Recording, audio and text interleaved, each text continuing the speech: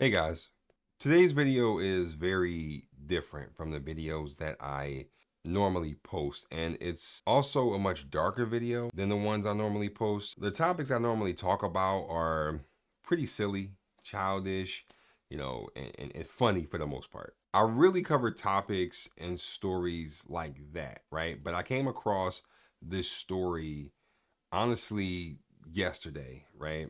I was gonna post a video yesterday about it, but I wanted to kind of, take a step back, get a little bit more information on it before I just, jumped out and made the video. But the story that I came across is honestly one of the most heartbreaking stories you will come across today, and it has to do with an astrology influencer by the name of Danielle Ayoka. Now, before I go into detail in regards to this, I have to kind of put out a trigger alert, okay? So trigger alert, trigger alert, trigger alert, okay? Because, this story is one of the most heartbreaking stories I will talk about on this channel for a while, and I want to highlight this because it's dealing with an influencer, right? So and she was pretty big in the astrology content creator space, right? So Danielle had well over 100,000 followers on Twitter. She had her own website where she would sell stuff like purifying cleanses and aura cleanses, basically a lot of astrological, pseudo metaphysical, zodiac, damn near like witchcraft level shit, right? And she had a Facebook and everything, right? Just take a look. New details about a murder-suicide that left 3 people dead, including an 8-month-old baby. The family tragedy unfolding on Monday on 3 separate locations. Now we're seeing how the events unfolded hour by hour. It all started in Woodland Hills at 3:40 in the morning. The LAPD says the suspect, Danielle Johnson, got into an argument with her partner, Jalen Cheney, stabbing him to death. The mother then fled the scene with her 2 children. 50 minutes later, 4:30 a.m., Johnson was driving on the 405 freeway in Westchester when police say the girls were thrown out of the vehicle. The baby was hit by a car and killed. Half an hour later, at 5 in the morning, Johnson was speeding in the city of Redondo Beach. She crashed into a tree and died. A deadly end to a trail of violence as the mother behind the wheel of this crumpled Porsche Cayenne is killed when she slammed into a Redondo Beach tree. 34-year-old Danielle Johnson is also accused of killing her live-in boyfriend at their apartment and her 8-month-old daughter when she threw the infant and her 9-year-old sister out of her car on the freeway. Now, this story came as a shock to everyone. I mean, even me when I read this, and I'm not into any of that kind of content, but when I saw this, I was shocked. To dive into this thing, Danielle was found dead, right, after she crashed her car into a tree after she was going over 100 miles an hour in it. Why was she going that fast? Well, reports state that earlier this week, she and her boyfriend had a pretty loud argument around 3:40 in the morning on Monday. She grabbed a knife, attacked the boyfriend multiple times, ended up unaliving him. After she did that, she took the 2 daughters, one of them being an infant, and the other daughter was around 9 years old. So she took them both into her car. She rammed the apartment building's garage gate and she drove away. She drove off on the 405 freeway. She ended up slowing down and told her 9-year-old daughter to get out the car while holding the infant. This 9-year-old girl is literally holding a baby. The 9-year-old girl was clearly scared, as anybody would be. Hell, I would be fucking scared in this situation.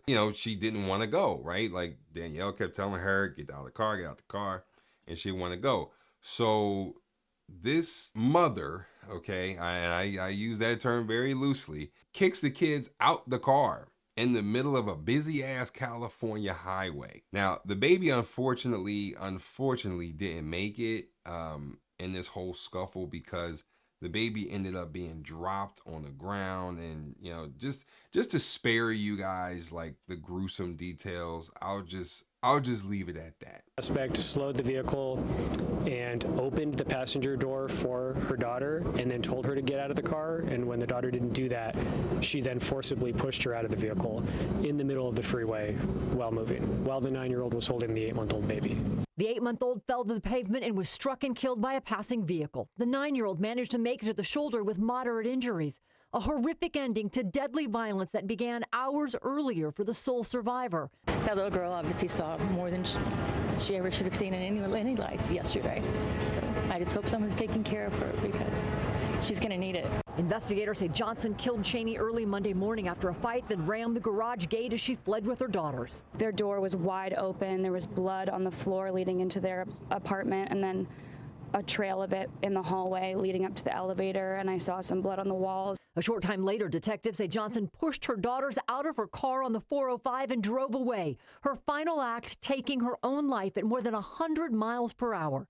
Detectives now piecing together the trail of violence and searching for a motive. So there are definitely more gory and, gruesome details in regards to what she did to the boyfriend and the aftermath of the unaliving. I'll say it that way. If you want to check out more of all of that, I will leave a link to the articles and you can, read all that for yourself. But the main question here that everybody's asking is why? And while the police are investigating possible motives, there seems to be a pretty common and plausible one that many people immediately came to, and that is that all of this sad and awful shit may have allegedly been due to the fact that Danielle was allegedly disturbed by the solar eclipse that took place Monday that many of you witnessed. And the reason why people are thinking that is because days before leading up to the eclipse on Twitter, she called it the epitome of spiritual warfare and told her followers that they needed to, quote unquote, pick a side. I don't know what that means, but this screenshot is the last tweet that was made from her account, and it reads, wake up, the apocalypse is here. Everyone who has ears, listen. Your time to choose what you believe is now. If you believe a new world is possible for the people, there's power in choice. There is power in choice. Repost to make the choice for the collective. And that was made at 2:20 p.m. On the 5th of April. So that was literally the Friday before the eclipse took place. Obviously, after reading something like this, you're probably thinking that something may have been just a tad bit off with her, and that is what it appears to be. Now, I want to draw you all's attention to a term called spiritual psychosis, and that is essentially when someone is so dedicated and gung-ho to their faith or whatever calling that they're drawn to that it actually clouds their logic and judgment and allows for people to make irrational and a lot of times fatal decisions, just like the ones that she made, all in the name of staying loyal and following whatever doctrine or faith or religion that they believe. This is what a lot of people are speculating online, while there is another half of people that are blaming the entire spiritual, metaphysical, astrology community for this, which is actually a very large community, by the way. If I could just veer off for a second. I mean, Danielle had over 100,000 followers alone. That is a shit ton of people that followed her and learned from her, were inspired from her daily postings on Twitter. Now, I tend to believe, after looking over her page and through this story, that she was going through some sort of mental disturbia, and that this goes a lot deeper than just the eclipse. Because just by scrolling her page, you can see that for a while she was flying way off the handles, and it was pretty clear, at least to those who were paying close attention, that something was a little off with her. But the thing that put the battery in the back of a lot of people that said she went crazy because of the eclipse was the LA Times, right? The newspaper, the LA Times, because that is the publication that broke the story in the first place about all of this. And they had right there in the headline that she was disturbed by the solar eclipse, which is pretty bold of them to do. I'm not sure why they put that out there, right? Like, I'm not exactly sure why this reporter thought that they should automatically put out that kind of energy and basically draw a conclusion to this fucked up story that way when nothing was ever confirmed.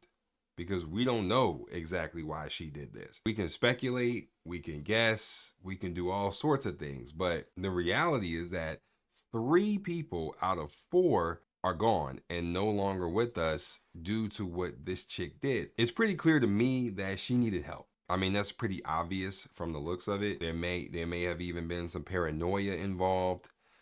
There could have been some postpartum depression thrown in there, maybe because the baby that unfortunately didn't make it was only 8 months old. So, you know, I mean, that's always something that could be a factor. So, you know, who really knows at the end of the day? And in my honest opinion, I don't think that this case is going to be solved. And I feel like we are going to be left with more questions than answers about this, because the only remaining person from this tragedy is the 9-year-old daughter, and she is going to need about 30 years of therapy and psychological evaluations in order to try and function as a civilized person in society, because the amount of trauma that kid was exposed to that day, a regular adult person would need about four lifetimes in order to process the horrific events that took place all within hours of each other. Hours. It wasn't like this stuff happened like one day and next day. No, all of this stuff literally happened within hours of each other. So I don't think that this story is going to get the ending that we all want, because there's simply no one left to question. I mean, they could try and question the neighbors more, but there is only so much information that they can give. So it's all up in the air. And I'm afraid that it's going to be a cold case at this point. So like I said before, this whole thing is still being investigated. You know, it's crazy, and I will try to, you know, follow up with more in a different video once more information is revealed. But other than that, guys, you know, that's all I got for today. You know, it's such a crazy, tragic story. I mean, a lot of people in the spiritual community, people that deal with this kind of, you know, this kind of content, you know, are very, very sad about this. Because like I said, she was a big influencer in that space. You know, it's just unfortunate that this type of thing is going to kind of draw an even bigger stain on that community, you know, because in all fairness, it was this one person that did this horrific stuff, and it shouldn't really reflect the entire community, right? That's just the fair part of it, right? No matter how you feel about certain niches or certain, you know, types of content or whatever the case, you know, at the end of the day, there's bad apples in every single religion, right? Every single you know, way of life. You know what I'm saying? Like, there's gonna be bad apples in everything, you know. So you can't just hold one person up and say, hey, you know, this person fucked it up for the rest of you. That's not how it works, right? At least not in my world. It doesn't work like that. We'll see. We'll see. But you know, make sure to subscribe if you made it this far. That's all I got, guys. Peace.